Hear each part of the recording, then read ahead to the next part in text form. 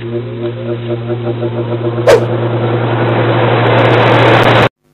पढ़ते हैं दोस्तों नेक्स्ट पॉइंट। देखिए 8.6 के अंदर जो ई पार्ट है इसको पढ़ते हैं। तो हेडिंग क्या होना चाहिए था दोस्तों? देखिए यहाँ पे change in electric potential energy of a dipole in an external electric field, ऐसा हेडिंग होना चाहिए आपके टेक्स्ट बुक में दोस्तों। यहाँ पे electric potential energy of a dipole in an external electric field इतना ही बोला गया है, ठीक है। तो यहाँ पे दोस्तों change in electric potential energy हम कैलकुलेट करने वाले हैं, इसी वजह से दोस्तों यहाँ पे change in electric potential energy ऐसे बोलना होगा।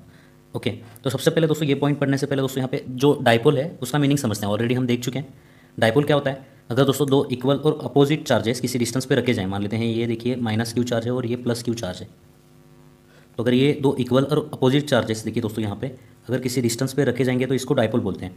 तो मान लेते हैं जो डिस्टेंस है ये 2L है, ठीक है। डाइपोल का मतलब क्या है? दो इक्वल और अपोजिट चार्जेस अगर किसी डिस्टेंस पे आप रखते हो तो उसको डाइपोल बोल सकते हो आप। ओके, एक और पॉइंट आपको यहाँ पे ध्यान में रखना है, डाइपोल मोमेंट का मतलब क्या होता है? डाइपोल मोमेंट, तो ये डाइपोल मोमेंट दोस्तों पी लेटर से दिखाया जाता है। और ये कैलकुलेट कैसे करते हैं दोस्तों? ये कोई भी एक चार्ज आप ले सकते हो Q इंटू ये जो डिस्टेंस है दो चार्जेस के बीच का, ये 2L, ओके, ये Q इंटू 2L ऐसे निकालते हैं डाइपोल मोमेंट। और ये जो डाइपोल मोमेंट है दोस्तों ये एक वेक्टर क्वांटिटी होती है, क्लास 11th में हम देख चुके हैं इसको। ओके, और ये डाइपोल मोमेंट वेक्टर क्वांटिटी मतलब इसकी मैग्नीट्यूड इतनी होती है, डायरेक्शन क्या होती है? तो इसकी जो डायरेक्शन होती है ये अलॉन्ग एक्सिस होती है। एक्सिस मतलब ये नेगेटिव और ये पॉजिटिव चार्ज अगर आप ज्वाइन करोगे इसको एक्सिस बोलते हैं। इस एक्सिस के अलॉन्ग ये डाइपोल मोमेंट की जो है डायरेक्शन होती है, ठीक है। और नेगेटिव से पॉजिटिव की तरफ ये डायरेक्शन होगी डाइपोल मोमेंट की, ठीक है। तो दोस्तों डाइपोल क्या होता है और डाइपोल मोमेंट क्या होता है ये हम यहाँ पे पढ़ चुके हैं। अब देखते हैं दोस्तों ये जो change in electric potential energy है उसको हम कैसे निकालेंगे। तो कोई भी एक डाइपोल है जो कि एक्सटर्नल इलेक्ट्रिक फील्ड के अंदर रखा गया है, मान लेते हैं दोस्तों देखिए ये एक एक्सटर्नल इलेक्ट्रिक फील्ड है, मान लेते हैं देखिए दोस्तों ये एक एक्सटर्नल इलेक्ट्रिक फील्ड है, ओके। और इस एक्सटर्नल इलेक्ट्रिक फील्ड के अंदर एक डाइपोल रखा गया है, मान लेते हैं देखिए ये डाइपोल है, ये माइनस क्यू चार्ज और यहाँ पे ये प्लस क्यू चार्ज है, ठीक है, ओके। और इसका जो ये इलेक्ट्रिक फील्ड से एंगल है ना, देखिए ये इलेक्ट्रिक फील्ड है ना, ये इलेक्ट्रिक फील्ड से जो इसका एंगल है ना, ये एंगल एज्यूम करते हैं हम यहाँ पे थीटा है, ये जो एंगल है ये एज्यूम करते हैं हम यहाँ पे थीटा है। तो क्योंकि दोस्तों ये दो चार्जेस देखिए ये एक चार्ज और ये एक चार्ज, ये इलेक्ट्रिक फील्ड के अंदर है ना, ठीक है। तो इस चार्ज के ऊपर और इस चार्ज के ऊपर एक फोर्स लगेगा।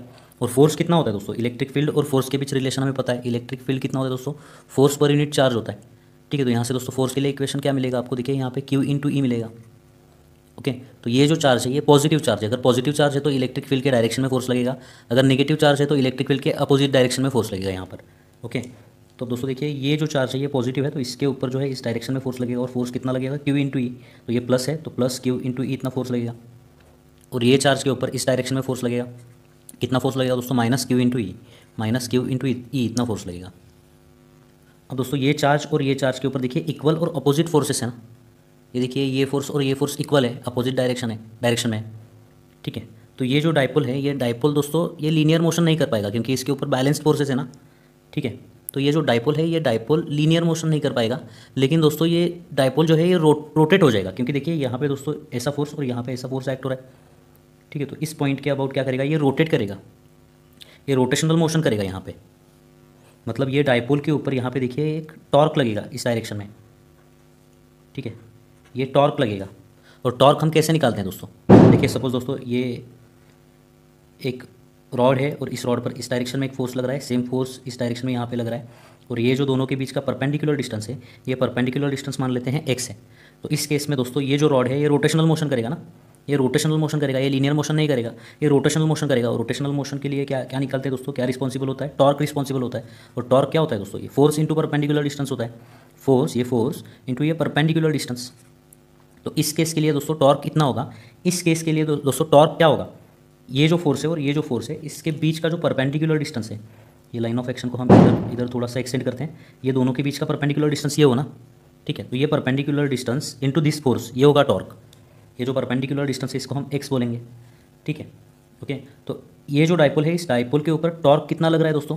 एक फोर्स, ये कंसिडर करो या ये कंसिडर करो, एक ही फोर्स है।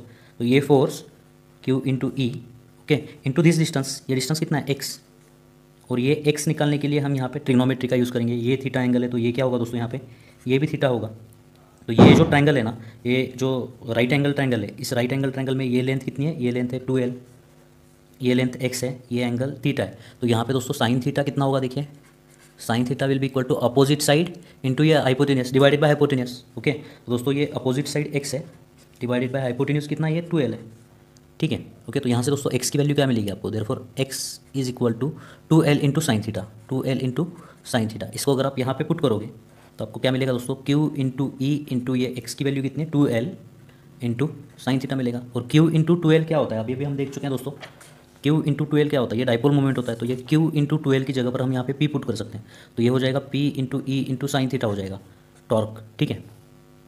तो दोस्तों ये जो डाइपोल मोमेंट है, इस डाइपोल मोमेंट के ऊपर टॉर्क कितना लग रहा है, देखिए ये टॉर्क लग रहा है P into E into sine theta. और थीटा क्या होता है, ये थीटा मतलब ये इलेक्ट्रिक फील्ड से कितना एंगल बना रहा है उसकी वैल्यू, ठीक है। ओके, तो अगर दोस्तों ये देखिए यहाँ पे इलेक्ट्रिक फील्ड ऐसी है, मान लेते हैं, देखिए ये इलेक्ट्रिक फील्ड अगर ऐसी है, ओके, और ये माइनस क्यू चार्ज यहाँ पे है और प्लस क्यू चार्ज यहाँ पे है, ठीक है। ये डिस्टेंस कितना हुआ, ये 2L हुआ। तो यहाँ पे थीटा की वैल्यू कितनी है दोस्तों, थीटा की वैल्यू यहाँ पे देखिए 0 है। दोनों के बीच डाइपोल मोमेंट और इलेक्ट्रिक फील्ड के बीच का एंगल कितना है, 0 है। तो यहाँ पे दोस्तों थीटा की वैल्यू क्या होगी, 0 होगी। तो इस केस में टॉर्क कितना होगा, साइन 0 कितना होता है, 0। तो टॉर्क क्या होगा, P into E into sine 0, sine 0 की वैल्यू होती है 0। तो इस केस में टॉर्क क्या होगा, 0 होगा इस केस में। और टॉर्क मैक्सिमम कब होगा, मान लेते हैं दोस्तों, देखिए ये इलेक्ट्रिक फील्ड ऐसी है, ये इलेक्ट्रिक फील्ड ऐसी है, ओके, और ये डाइपोल जो है ये इसको परपेंडिकुलर है, मान लेते हैं ये ऐसे, यहाँ पे माइनस क्यू चार्ज है और ये प्लस क्यू चार्ज है। तो यहाँ पे थीटा की वैल्यू कितनी है दोस्तों, यहाँ पे जो थीटा है उसकी वैल्यू कितनी है, 90 डिग्रीज है। Here theta is equal to what, 90 degrees. So what will be the torque in this case, यहाँ पे टॉर्क क्या होगा, मैक्सिमम होगा। टॉर्क का फॉर्मूला क्या है, P into E into sine theta, okay, ठीक है। तो साइन 90 क्या होता है, 1 होता है, ओके। तो यहाँ पे टॉर्क क्या होगा, P इंटू ई होगा, ओके। तो जब डाइपोल ऐसे होगा तो टॉर्क कुछ नहीं है, यहाँ पे कुछ टॉर्क नहीं रहेगा, ऐसी पोजीशन में रहेगा। लेकिन जब ये डाइपोल ऐसे है तो मैक्सिमम टॉर्क लगेगा इस पर, ये रोटेट करने की कोशिश करेगा, ठीक है। तो अब दोस्तों ये जो हेडिंग लिखा है हमने, इसका मतलब समझते हैं। Change in electric potential energy of a dipole in external electric field. ये एक्सटर्नल इलेक्ट्रिक फील्ड के अंदर अगर आप दोस्तों यहाँ पे डाइपोल रखोगे तो इस डाइपोल के ऊपर टॉर्क लगेगा इस डायरेक्शन में एक, ये अभी अभी हम देख चुके हैं। और ये टॉर्क कितना होता है, P ई इंटू साइन थीटा। P मतलब डाइपोल मोमेंट, E मतलब इलेक्ट्रिक फील्ड की वैल्यू और थीटा मतलब ये इलेक्ट्रिक फील्ड और ये डाइपोल मोमेंट के बीच का एंगल, ठीक है। अब अगर दोस्तों ये डाइपोल रोटेट करने की कोशिश करेगा ना, इधर इस डायरेक्शन में रोटेट करने की कोशिश करेगा। अब अगर दोस्तों इस डाइपोल को आपने क्या किया, आपने इसको पकड़ा और आपने इसको इस डायरेक्शन में रोटेट किया। आप अगर इसको इस डायरेक्शन में रोटेट करना चाहोगे तो आपको क्या करना होगा दोस्तों, तो आपको इसके ऊपर इस डायरेक्शन में एक एक्सटर्नल टॉर्क लगाना होगा ना, ठीक है। आपको देखिए इस डाइपोल को ऐसे रोटेट करना है,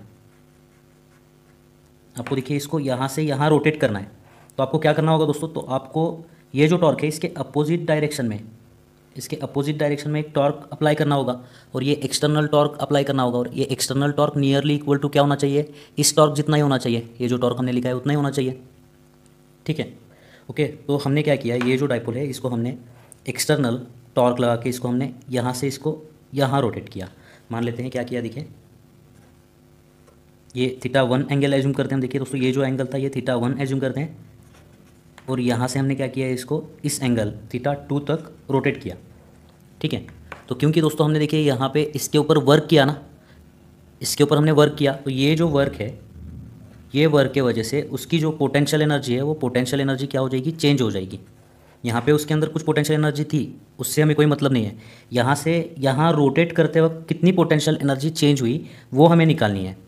change in electric potential energy of a dipole in external field, ये डाइपोल को ऐसे रोटेट करते वक्त θ1 से θ2 कितनी पोटेंशियल एनर्जी चेंज हुई वो हमें निकालना है। उसका फॉर्मूला जो है वो याद कर लीजिए दोस्तों। फॉर्मूला क्या है देखिए, वो कैसे है उसके बारे में हम बाद में बात करेंगे। लेकिन ये जो चेंज इन पोटेंशियल एनर्जी जो है ना, इसका जो फॉर्मूला है वो फॉर्मूला क्या है देखिए दोस्तों, P into E into bracket cos of θ1 minus cos of θ2, ये फॉर्मूला है दोस्तों इसका।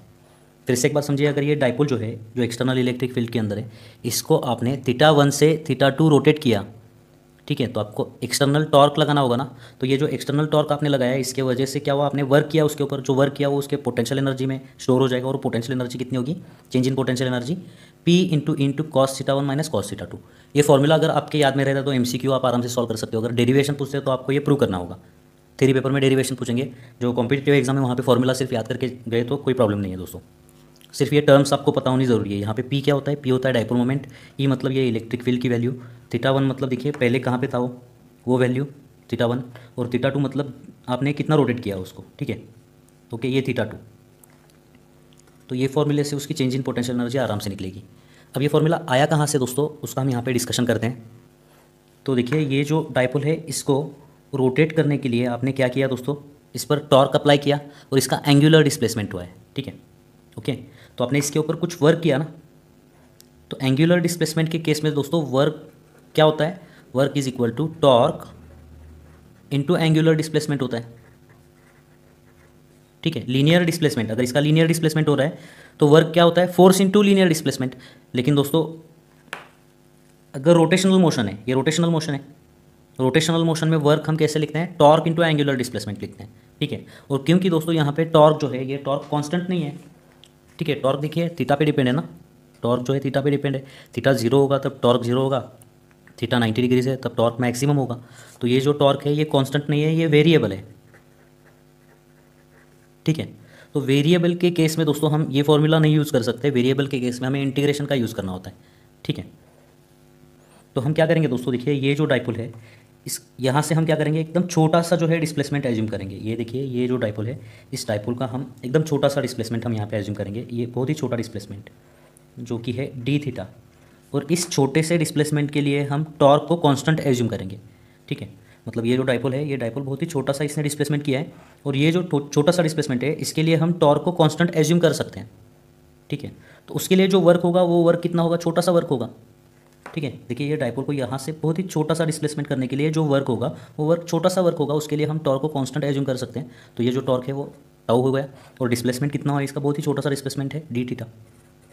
ओके, अगर दोस्तों ये जो चीज़ है इसका अगर आप इंटीग्रेशन करोगे, इसका अगर आप इंटीग्रेशन करोगे कहाँ से कहाँ तक, थीटा 1 से थीटा 2 तक, थीटा 1 से थीटा 2 तक।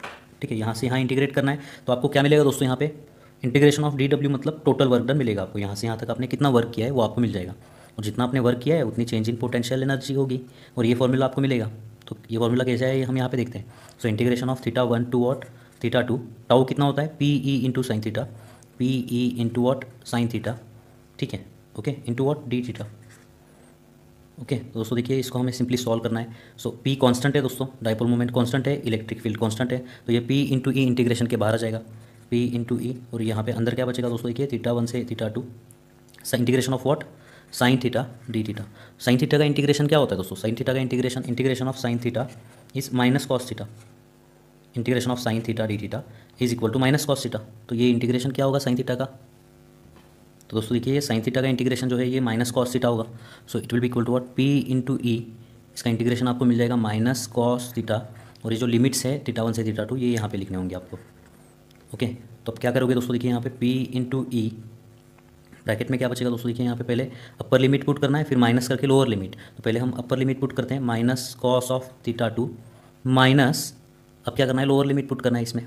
तो ये क्या होगा, minus of cos of theta 1 हो जाएगा, ये माइनस माइनस हो जाएगा प्लस, ये रहेगा माइनस। तो देखिए दोस्तों यहाँ पे p इंटू ई क्या बचेगा दोस्तों, देखिए यहाँ पे minus of cos of theta 2, ये माइनस माइनस हो जाएगा plus, plus cos of theta 1। तो देखिए दोस्तों ये माइनस साइन जो है हम आगे लिखते हैं, ये टर्म हम आगे लिखते हैं, ये टर्म को पीछे लिखते हैं। तो क्या मिलेगा आपको, p into E cos of theta 1 minus cos of theta 2। ये क्या मिला दोस्तों आपको, देखिए यहाँ पे ये आपको मिला है वर्क डन। वर्क डन मतलब क्या, चेंज इन पोटेंशियल एनर्जी।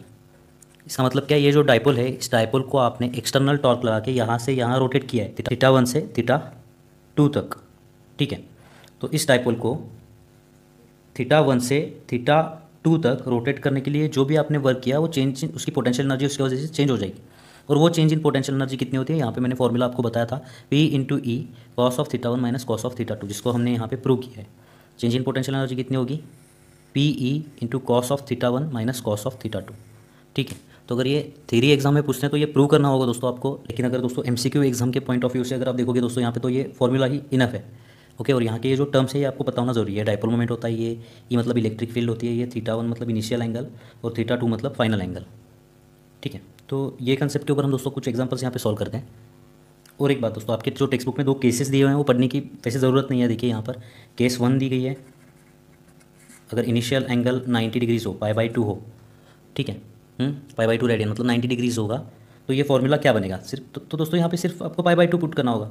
और केस नंबर जो है 2, उसमें अगर दोस्तों इनिशियल एंगल अगर 0 है तो थीटा 1 की जगह पर यहाँ पे 0 पुट करिए। ठीक है, वो केस आपको मिल जाएगी, ये फॉर्मूला आपको यहाँ पे मिल जाएगा। ठीक है, जैसे कि दोस्तों देखिए अगर केस नंबर 1 में theta 1 is equal to π/2 put करते हो तो cos 90 कितना होता है, cos 90 होता है 0। तो ये जो फॉर्मूला है चेंज इन पोटेंशियल एनर्जी का, ये क्या होगा दोस्तों, यहाँ पे देखिए p इंटू ई इंटू ये कॉस 90 क्या होगा, कॉस 90 हो जाएगा 0, 0 minus cos of theta 2, 0 minus cos of theta 2, ये फॉर्मूला बन जाएगा अगर इनिशियल एंगल 90 डिग्रीज है तो। और अगर दोस्तों इनिशियल एंगल 0 है, मतलब देखिए इनिशियल एंगल 0 मतलब अगर ये ऐसे है, ये डाइपोल अगर ऐसे है, इनिशियल एंगल 0 मतलब क्या, ये एंगल 0, अगर डाइपोल इनिशियली ऐसे है तो यहाँ पे दोस्तों जो है आपको theta 1 is equal to 0 put करना है सिंपली। तो चेंज इन पोटेंशियल एनर्जी का फॉर्मूला क्या बनेगा, पी इंटू ई, पी मतलब डाइपोल मोमेंट, ई मतलब इलेक्ट्रिक फील्ड, और अंदर क्या बचेगा देखिए दोस्तों, कॉस ऑफ 0, कॉस ऑफ 0 क्या होता है, 1 होता है, तो यहाँ पे दोस्तों 1 माइनस कॉस ऑफ थीटा 2। तो ये केसेस इतने इंपॉर्टेंट नहीं है, एग्जाम्पल्स कैसे सॉल्व करने हैं वो इंपॉर्टेंट है। तो देखते हैं दोस्तों इसके ऊपर के एग्जाम्पल्स कैसे सॉल्व करने हैं।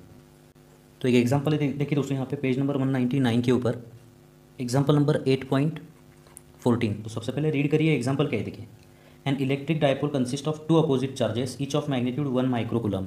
तो यहाँ पे दोस्तों दो अपोजिट चार्जेस हैं, पहला लेते हैं माइनस क्यू और दूसरा यहाँ पे देखिए प्लस क्यू। ओके, और इसकी जो मैग्नीट्यूड है वो आपको प्रोवाइड की गई है, वो कितनी है, 1 माइक्रोकूलम है, और ये भी 1 माइक्रोकूलम मतलब -1 माइक्रोकूलम होगा। सो -1 माइक्रोकूलम मतलब क्या दोस्तों, देखिए यहाँ पे -1 इंटू 10⁻⁻6 कूलम, और यहाँ पे 1 माइक्रोकूलम मतलब क्या, 1 इंटू 10⁻⁻6 कूलम। ओके, तो ये दो चार्जेस आपको प्रोवाइड किए गए हैं डाइपोल के। ये एक डाइपोल है, okay, separated by distance 2 centimetre. तो ये जो सेपरेशन है, ये सेपरेशन हम किस लेटर से दिखाते हैं, हम ये 2L से दिखाते हैं ना। तो ये 2L कितना है दोस्तों, यहाँ पे 2 सेंटीमीटर, ये सेंटीमीटर का आपको कन्वर्ट करना होगा मीटर में। सो 2 इंटू 10⁻⁻² मीटर हो जाएगा ये। ओके, अब आगे बढ़िए दोस्तों। तो dipole is placed in an external electric field of 10⁵ Newton पर कूलम। तो ये जो डाइपोल है, ये डाइपोल एक एक्सटर्नल इलेक्ट्रिक फील्ड के अंदर रखा गया है। ये एक एक्सटर्नल इलेक्ट्रिक फील्ड है और इसके अंदर इस डाइपोल को रखा गया है, और ये इलेक्ट्रिक फील्ड की वैल्यू आपको प्रोवाइड की गई है, वो कितनी है देखिए दोस्तों, यहाँ पे 10⁵ न्यूटन पर कूलम है। ओके, अब क्वेश्चन क्या है देखिए दोस्तों, दो क्वेश्चन यहाँ पे पूछे गए हैं। पहला क्वेश्चन देखिए, the maximum torque exerted by the field on the dipole. तो ये जो फील्ड है, ये फील्ड ये डाइपोल के ऊपर टॉर्क एक्सर्ट करेगी, ये हम देख चुके हैं, लेकिन दोस्तों आपको यहाँ पे मैक्सिमम टॉर्क निकालना है। तो ये टॉर्क मैक्सिमम कब होता है, हम ऑलरेडी देख चुके हैं दोस्तों। देखिए यहाँ पे ये डाइपोल है, इस डाइपोल के ऊपर ये फील्ड टॉर्क एक्सर्ट करेगी, और ये टॉर्क का फॉर्मूला क्या होता है, P E into sine theta. तो टॉर्क, ये जो टॉर्क है टाउ, इसकी वैल्यू मैक्सिमम कब होगी, जब थीटा की वैल्यू 90 होगी ना। देखिए जब थीटा की वैल्यू यहाँ पे 0 होगी तो साइन 0 क्या होगा, 0। तो साइन 0 0 मतलब टॉर्क 0। तो इस कंडीशन में दोस्तों टॉर्क नहीं लगेगा। लेकिन यहाँ पे देखिए दोस्तों, थीटा की वैल्यू कितनी है, 90 है, तो थीटा की वैल्यू 90 मतलब साइन 90 क्या होगा, 1। तो इस केस में दोस्तों ये टॉर्क की वैल्यू मैक्सिमम होती है, ये हम देख चुके हैं। ओके, तो ये जो डाइपोल है, इस डाइपोल के ऊपर ये फील्ड मैक्सिमम टॉर्क कब लगाएगी, जब theta, when theta is equal to 90 degrees. और वो टॉर्क कितना होता है, टॉर्क का फॉर्मूला हमें पता है, P into E into sine theta. और पी क्या होता है, डाइपोल मोमेंट, डाइपोल मोमेंट कितना होता है, क्यू इंटू 2L होता है। Okay, into this E, dipole moment हमें पता है ना, डाइपोल मोमेंट कितना होता है, पी इंटू डाइपोल मोमेंट कितना होता है, क्यू इंटू 2L, ये हम देख चुके हैं। ओके, तो यहाँ पे पी की जगह पर मैंने क्यू इंटू 2L रखा है, यहाँ पे ई इंटू ये क्या होगा, साइन 90 हो जाएगा, साइन 90 इज इक्वल टू 1, तो ये कैंसिल हो जाएगी टर्म। ओके, सो क्यू कितना है दोस्तों, 1 इंटू 10⁻⁻6, ये 1 इंटू 10⁻⁻6। 2L की वैल्यू कितनी है, 2 इंटू 10⁻², 2 इंटू 10⁻²। ई की वैल्यू कितनी है दोस्तों, 10⁵ है, और ये साइन 90 क्या हो जाएगा, 1 हो जाएगा। तो देखिए दोस्तों, ये 10⁻6 इंटू 10⁻², ये 10⁻8 हो जाएगा, इंटू 10⁵, ये हो जाएगा -8 + 5 10⁻3। ये और ये, इसका हमने कैलकुलेशन किया है, ये होगा दोस्तों 10⁻3। अब 1 इंटू 2 इंटू 1 क्या हो जाएगा, 2। हमने क्या फाइंड आउट किया दोस्तों यहाँ पे, टॉर्क। टॉर्क कितना होगा, 2 इंटू 10⁻3। और टॉर्क का यूनिट क्या होता है, फोर्स इंटू डिस्टेंस होता है। टॉर्क क्या होता है, फोर्स इंटू डिस्टेंस होता है। ठीक है, तो फोर्स हम न्यूटन में मेजर करते हैं, डिस्टेंस हम मीटर में मेजर करते हैं, तो टॉर्क क्या होगा दोस्तों यहाँ पे, न्यूटन इंटू मीटर हो जाएगा। ओके, तो ये तो एक क्वेश्चन नंबर 1 हुआ। क्वेश्चन नंबर 2 क्या है देखिए दोस्तों यहाँ पे, तो यहाँ पे लिखता हूँ, देखिए दोस्तों मैं क्वेश्चन नंबर 2 क्या है, the work the external agent will have to do in turning the dipole through 180 degrees starting from the position theta is equal to 0 degrees. मतलब ये जो डाइपोल है, इस डाइपोल को 0 डिग्री से 180 डिग्रीज, 180 डिग्रीज मतलब ये ऐसे टर्न करने के लिए कितना वर्क डन करना होगा। तो वर्क डन मतलब क्या, वर्क डन मतलब चेंज इन पोटेंशियल एनर्जी, और चेंज इन पोटेंशियल एनर्जी का फॉर्मूला हम देख चुके हैं। ये फॉर्मूला क्या है, यहाँ पे देखें हमने, ये वर्क डन का फॉर्मूला क्या है देखिए दोस्तों, change in potential energy, P into E cos of theta 1 minus cos of theta 2। तो यहाँ से यहाँ पे दोस्तों थीटा 1 की वैल्यू कितनी है, 0, और थीटा 2 की वैल्यू कितनी है, 180। मतलब ये जो डाइपोल है, ये 0 से लेकर 180 तक, 80 डिग्री तक इसको टर्न किया गया है। ठीक है, तो सिंपली ये जो फॉर्मूला है, पी इंटू ई ब्रैकेट में क्या होगा, cos of theta 1 minus cos of theta 2। Okay, P की वैल्यू कितनी है दोस्तों, क्यू इंटू 2L, ई की वैल्यू आपको पता है 10⁵, यहाँ पे 10⁵ आपको पता है, ठीक है। तो इंटू दोस्तों ये होगा 10⁵, cos of θ1 0, cos of 0 minus cos of θ2, cos of 180। Okay, Q की वैल्यू पता है 1 इंटू 10⁻⁻6। 2L की वैल्यू आपको पता है दोस्तों 2 सेंटीमीटर है, मतलब 2 इंटू 10⁻² मीटर है, 2 इंटू 10⁻² मीटर, ये 10⁵ इसको ऐसे लिखना है। कॉस ऑफ 0 कितना होता है 1 होता है, माइनस कॉस ऑफ 180 कितना होता है -1 होता है, so minus of -1, 1 minus of -1 ये हो जाएगा 2, ठीक है। तो यहाँ पे 2 इंटू दिस 2 कितना होगा 4, ओके, 4 इंटू 1 4, ये 10⁻⁶ इंटू 10⁻² क्या होगा 10⁻8 इंटू 10⁵, तो ये 10⁻³ हो जाएगा ना, सो इंटू 10⁻3, इसका इतना आंसर आ रहा है। और हमने दोस्तों यहाँ पे वर्क डन मतलब चेंज इन पोटेंशियल एनर्जी निकाला है, तो वर्क डन का यूनिट क्या होता है जूल होता है, तो ये दोस्तों इसका फाइनल आंसर होगा 4 इंटू 10⁻³ जूल। ओके, और कुछ एग्जांपल्स हमें दोस्तों सॉल्व करना है, लेकिन उसको हम नेक्स्ट वीडियो में सॉल्व करेंगे। तो मिलते हैं दोस्तों आपसे अगली वीडियो में, धन्यवाद।